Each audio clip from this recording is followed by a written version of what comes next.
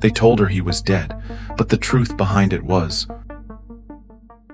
7 years of reports, 7 years of ceremonies, folded flags, and nightmares no therapist could touch. But as Kyra stepped into the burning silence of Orca's gravefields, something inside her whispered, the truth had always been incomplete.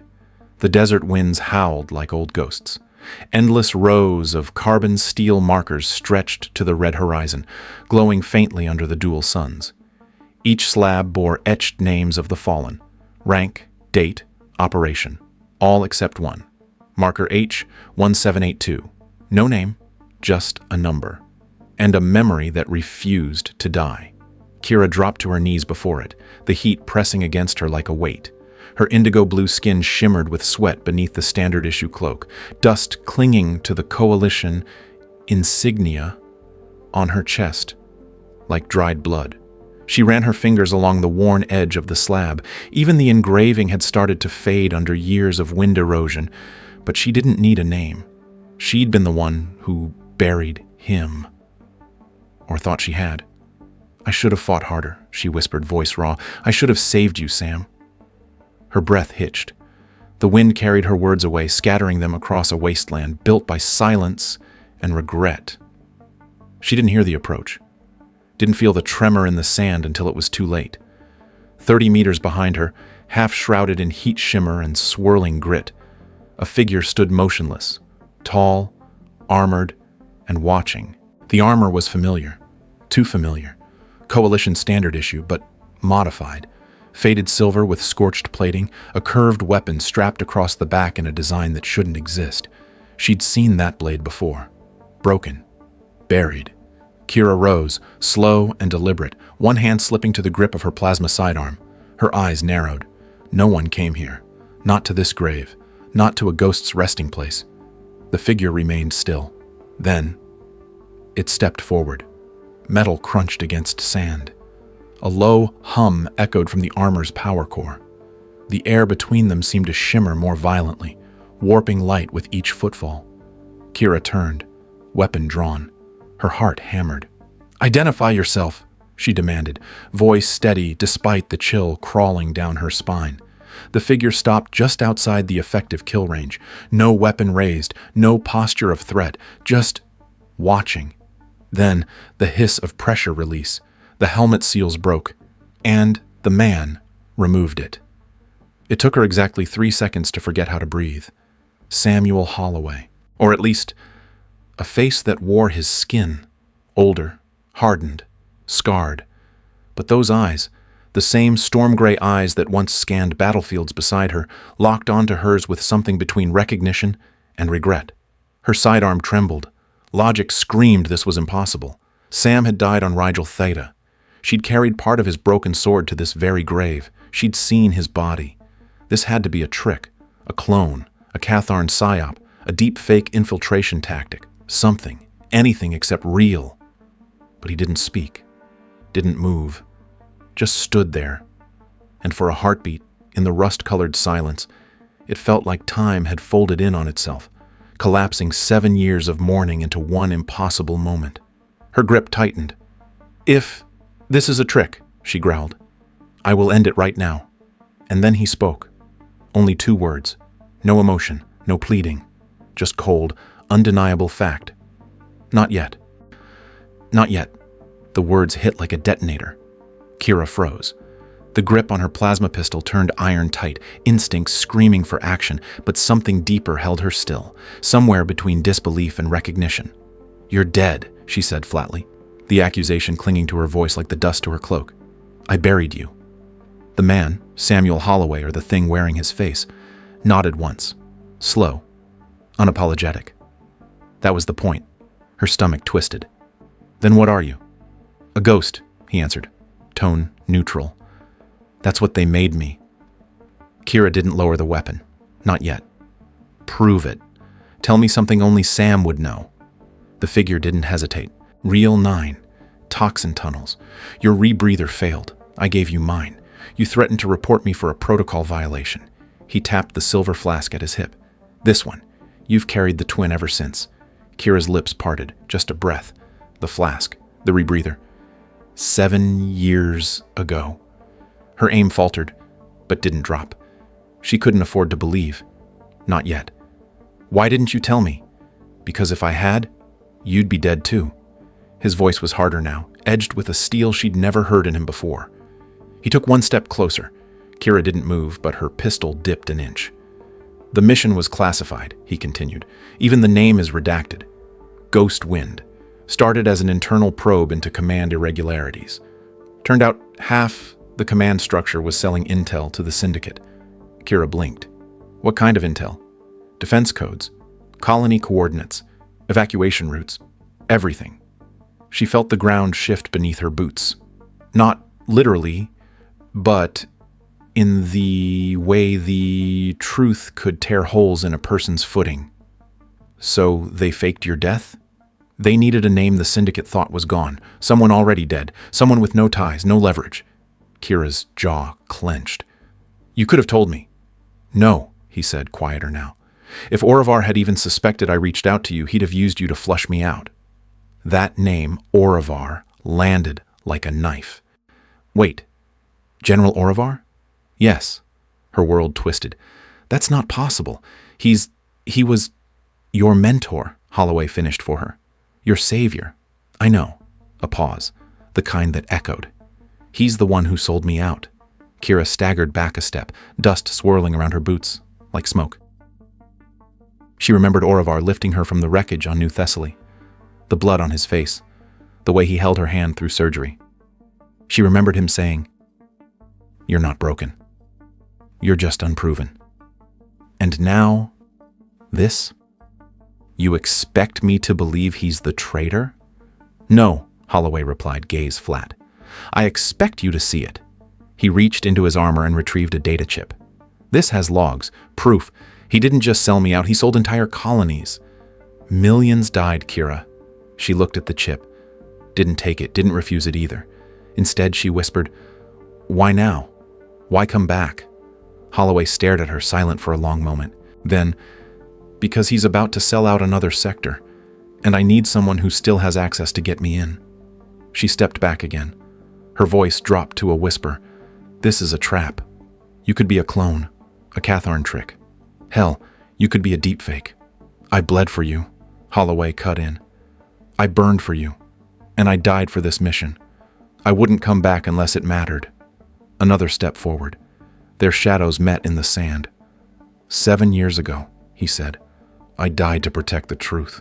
Now I need you to help me kill the lie. The silence cracked. Not from words, but from a sharp electronic whine slicing through the air. Holloway's head snapped toward the northern ridge. "Drones," he muttered. "Catharn. They've found us." Kyra didn't ask how he knew. She saw it too.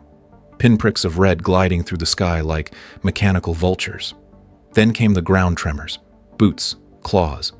They've already landed. Holloway tossed her a weapon from his back, a Coalition standard rifle, heavily modified. "Use this." Kyra caught it midair, muscle memory snapping into place. It felt heavier, meaner than regulation, but its balance was perfect, like it had been tuned for her. Their eyes met briefly. No words, just a silent understanding. This isn't over. But now we fight. The first Catharn warrior crested the dune, an exoskeletal monster with razor limbs and an integrated shield module already pulsing blue. Kyra fired once, dropping to a crouch. The shot shattered its shield, but the second Catharn burst from the sand behind her, hidden, fast, lethal. Too fast. She heard it. Not soon enough. But Holloway moved. No warning. No hesitation. A flash of steel. The sound of impact. The alien's serrated limb fell limp to the ground, still twitching, followed by its body, nearly severed through the chest. Holloway stood behind her, blade dripping with iridescent blood, shoulder armor hissing from a fresh gash. Red bloomed beneath the breach. "You're hit!" "Doesn't matter." He rotated with mechanical efficiency, scanning for the next threat. 2 o'clock. Kyra pivoted without question, firing 3 shots in quick succession. Another Catharn dropped. They moved together, like they had on Vex Prime, like they had on a dozen battlefields before. Minimal communication, maximal effect. Holloway's voice came clipped through his helmet comms. They're trying to flank. Push left, we'll funnel them into the old canyon pass. Kyra followed his lead, her movements echoing his perfectly. She hated how natural it felt, how right. Minutes blurred into motion, dune after dune, enemy after enemy. She stopped thinking about the impossible and started reacting to the real. The only thing that mattered was survival, and the man bleeding beside her was doing everything he could to make sure she did. The last of the drones dropped with a hiss of plasma through alloy. Kyra leaned against a half-buried strut, catching her breath. Her rifle barrel smoked. Her heart pounded, but her eyes never left the man beside her. Samuel Holloway, alive, bleeding, real. But not the same. He was colder now, sharper, like time had ground away everything soft in him. "Tell me everything," she said, voice low. "Start with Oravar." Holloway didn't hesitate. He pulled a data crystal from a secure pouch and slipped it into the outpost's dusty console. Screens flickered to life, casting pale blue light across their faces.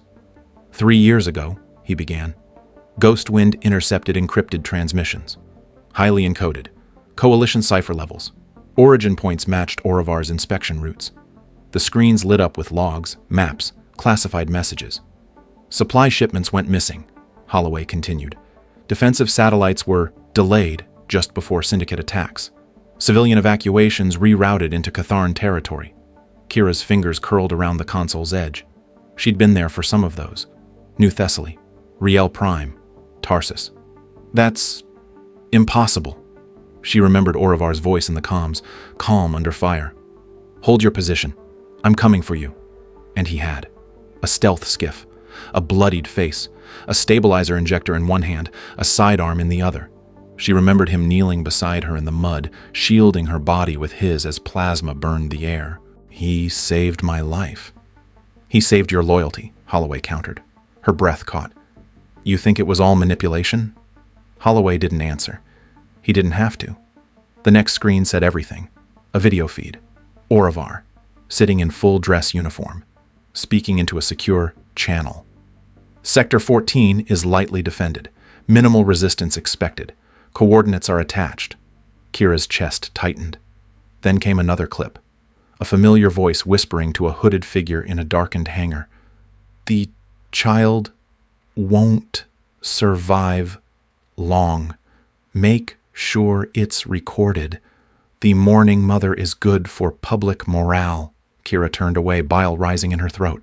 That voice, that tone, it was him, the man who had pinned medals to her chest, who had taught her how to read war maps and how to hold her ground, the man who had held her hand at Holloway's memorial.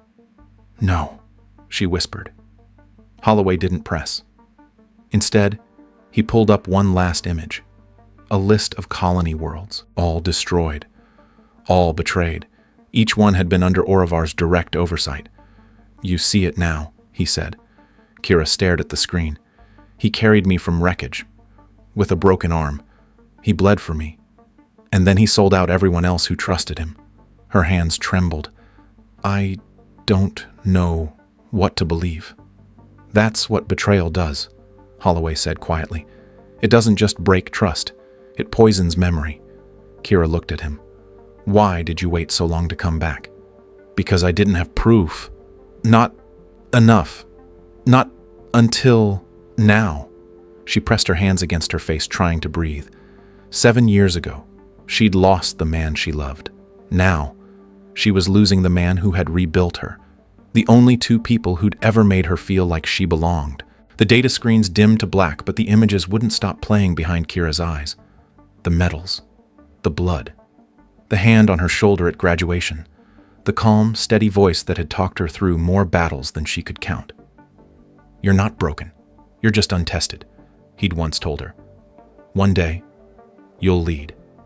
And she had believed him. She'd built everything on that belief. Her rank, her squad, her future. It had all started with Oravar. And now, it was crumbling. "You said he sold entire colonies," she said, her voice hollow. "But I was there. Riel Prime. Tarsus. He saved us." Holloway nodded, solemn. "He saved some to cover the ones he gave away." Kyra sat down hard against the wall. She didn't feel the sting of her bruises, only the fracture lines in her own memory. She could still see him, bloodied, dragging her from the wreckage after her cadet transport was shot down. She'd barely been breathing. He'd refused extraction until she was stabilized, carried her 3 kilometers under fire with a shattered arm. He saved me when no one else would. That's how they do it, Holloway said quietly. They earn your loyalty, so you'll never question them. Kyra didn't answer. Instead, a new memory surged forward, vivid, uninvited. 4 years ago. The Tarsus campaign. Her squad had been ambushed by mercenaries using coalition-supplied weapons. The air reeked of scorched metal and betrayal.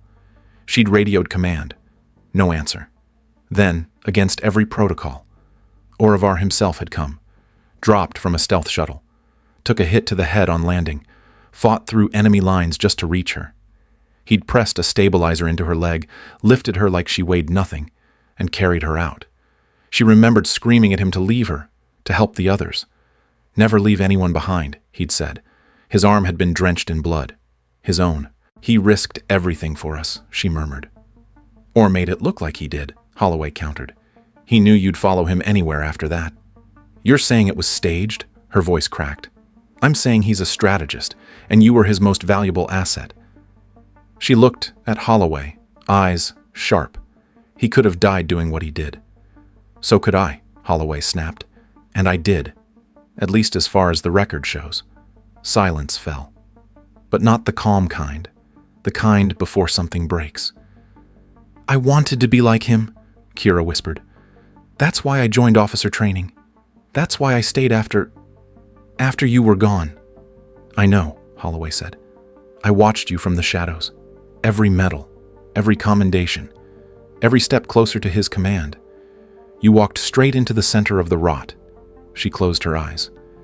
He's the only reason I didn't shatter. And now? She didn't answer. Then her calm crackled to life. A voice, smooth, controlled, familiar. Officer Kyra Kalin. Her blood turned to ice. I see you've met our wandering ghost. It was Oravar. His voice came through the static like a blade wrapped in silk. How fortuitous. Tell me, Kyra. Does he still speak in riddles and regrets? Kyra stood slowly, rifle clutched in hand. General Oravar, she said, voice tight. Please, he replied. After everything we've shared, surely we're past ranks. She clenched her jaw. Is it true? She demanded. A pause. Then the smile returned in his voice. Truth is such a flexible thing, Kyra. You know that. I taught you that. You taught me to fight for something greater. I am fighting for something greater. Stability. Survival. Order. At the cost of how many lives? Holloway barked. Fewer than if we'd done nothing, Oravar replied smoothly. But you never understood the long game, Samuel. The long game? Kyra repeated, her voice shaking. You call selling out your own people the long game? I call it the only move left on the board. Kyra stared at the comm unit, at the voice she'd trusted more than her own instincts. And suddenly, finally, she understood. He hadn't just manipulated others. He had rewritten her. Every mission, every promotion, every whispered encouragement. You shaped me, she said quietly, and now I don't know who I am without you. Then be who you were always meant to be, Holloway said, stepping beside her. She looked at him, and for the first time since he'd taken off that helmet, she didn't see a ghost. She saw the only person who never used her for their own ends. The signal cut. Silence returned, but not the peaceful kind. The outpost creaked around them, groaning under pressure. The desert outside roared louder, a sign the Catharn were repositioning artillery. We need to move, Holloway said. Now. Kyra nodded, still shaken. She secured her rifle and followed him through the maintenance hatch into the underground service tunnels, narrow metallic veins running beneath Orca's crust like buried nerves. The temperature dropped sharply. Moisture condensed on rusting walls. The lights flickered with erratic pulses. These tunnels haven't been used in years, Holloway muttered. Watch your step. They descended further, boots echoing in the empty dark. Then the ceiling groaned. Steel shrieked. A loud crack split the corridor. Back! Holloway yelled, yanking Kyra by the arm. The roof ahead collapsed in a thunderous cascade of debris, throwing clouds of toxic dust into the air. Kyra stumbled, coughing. The air burned, hot, metallic, wrong. She reached for her rebreather, fumbled with the latch. "Seals won't engage," she gasped. Holloway was already beside her, forcing his mask onto her face. "Breathe. Shallow." She sucked in air through the filter. Her lungs screamed, eyes watering, panic tightening around her chest like a noose. "You'll suffocate," she choked. "Not today." He reached into his belt, pulled a silver flask. The flask. He unscrewed it, revealing a hidden chamber, an emergency breathing unit, just like the one from Real 9. "Still breaking protocol," he said, voice tight. "Still saving lives," she managed to whisper. He pressed it into her palm. Her hands trembled. Then she collapsed. Memory flooded. Another tunnel. Another collapse. 7 years ago. Holloway dragging her from debris, gas hissing around them, giving her his rebreather, telling her to breathe. Her lungs had burned the same way. Her heart had clenched with the same terror. And now, again. Her eyes fluttered open. The dust had settled. Barely. Holloway knelt beside her, his own mask cracked, blood at his temple, his hand on her shoulder. Protective. Steady. Real. "You all right?" he asked, breath ragged. "You keep doing this," she murmured. "Bad habit. One day it'll kill you." "Worth it," he smiled. Not the cold ghost smile. A real one. For a moment, nothing else existed.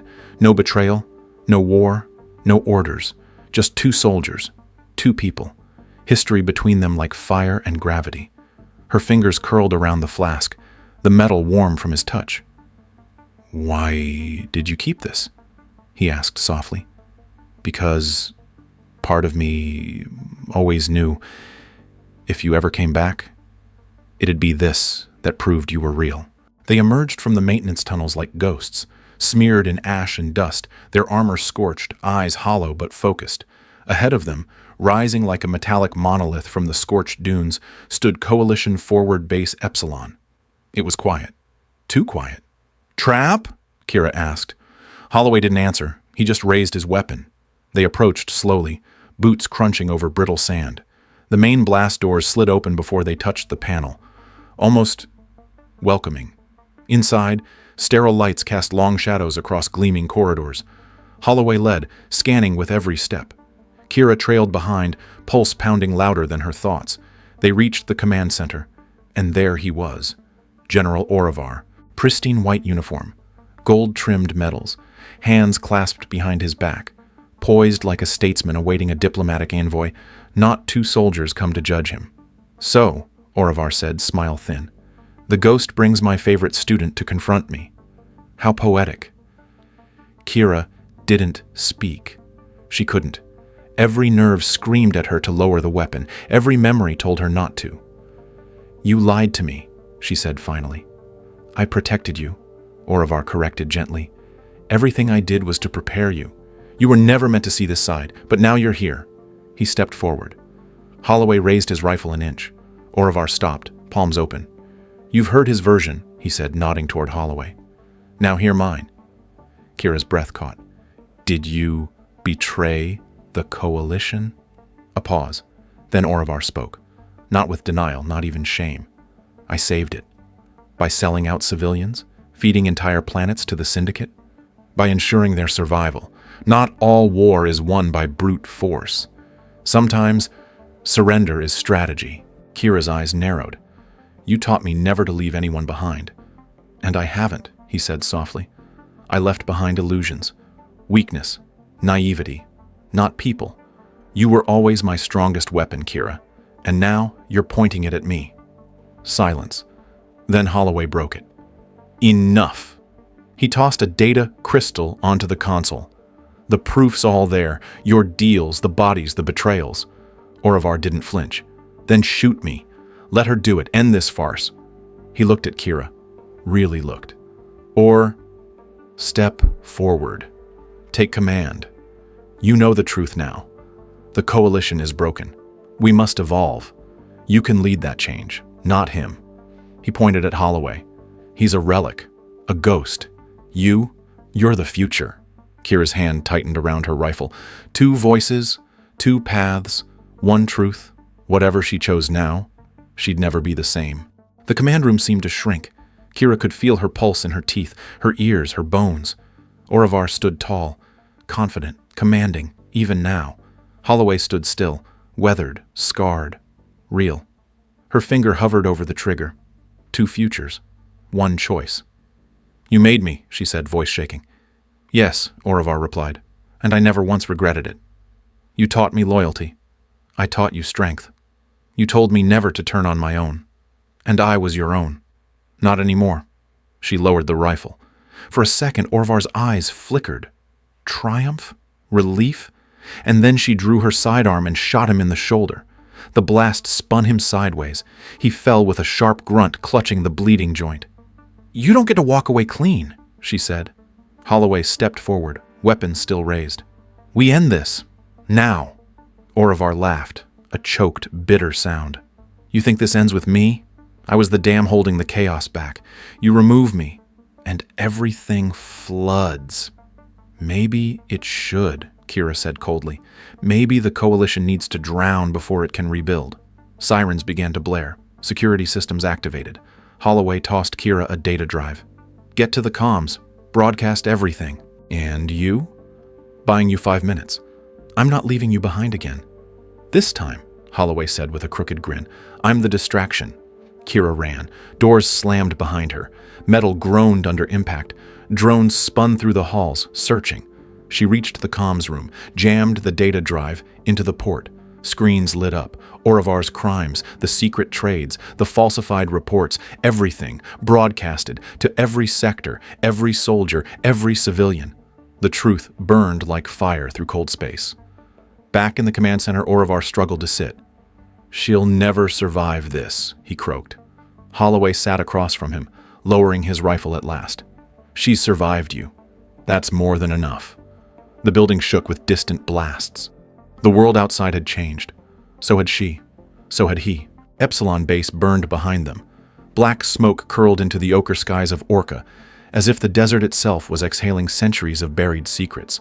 A Coalition evac ship descended, engines howling against the wind. Troopers poured out, not with weapons raised, but scanners and medikits, ready. Kyra limped forward, dragging a half-conscious Holloway by the arm. His breathing was shallow but steady, one eye swollen shut, one hand still gripping the flask.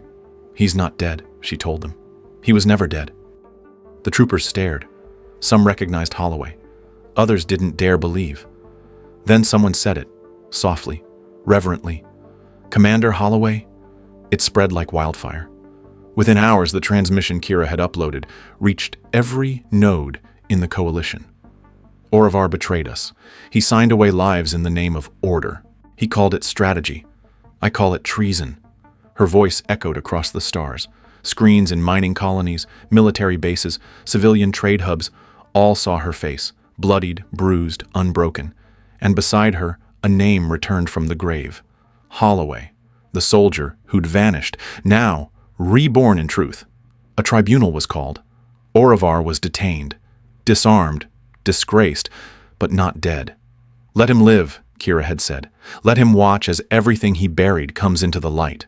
3 days later, on the capital world of Ardentia, Kyra stood at a podium. Behind her, Holloway, wrapped in fresh bandages, silent, proud. Before her, a sea of officers, citizens, diplomats, faces unsure, hearts shaken.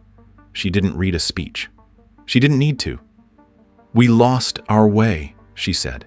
"We trusted medals over morals, titles over truth, but it ends now." She looked to Holloway. He gave a single nod. This man was cast aside for telling the truth, but he endured. For all of us. I'm not asking you to follow him. I'm asking you to remember why you enlisted in the first place. The silence afterward was thunderous. Then, applause. Rising, rolling, real. 6 weeks later, the skies over Ardentia were quiet. The war was not over, but the silence meant something else now. The truth had been spoken, and believed. Kyra sat on a stone bench overlooking the rebuilt central plaza. The statue they'd torn down, Oravar's, was gone. In its place, a simple black obelisk inscribed with a single word in dozens of languages. Remember. Behind her, children chased each other. A street vendor called out prices for spiced fruit. And beside her sat Holloway. His limp was worse now. His face still carried the scars, but there was a light in his eyes again. "They offered me reinstatement," he said casually. "You gonna take it?" Kyra asked. "Nah," he chuckled. "I like being dead. It's peaceful." She laughed. "The first real one in weeks." "I'm staying," she said. "You should. Not for them. For me. I want to help build something that doesn't need people like him." He nodded, then reached into his coat, pulled out the old, dented flask. "Figured this belongs to you now." Kyra took it, heavier than she remembered. Inside was a single message etched in tiny script. "Truth never dies. It waits." She closed her hand around it. "Thank you," she whispered. "Don't thank me. Just be better." She looked at him, the man who'd been erased, betrayed, burned, but who'd never let it turn him bitter. "Want to help me design a new academy curriculum?" she asked. "Only if I get to ban politics." "Deal."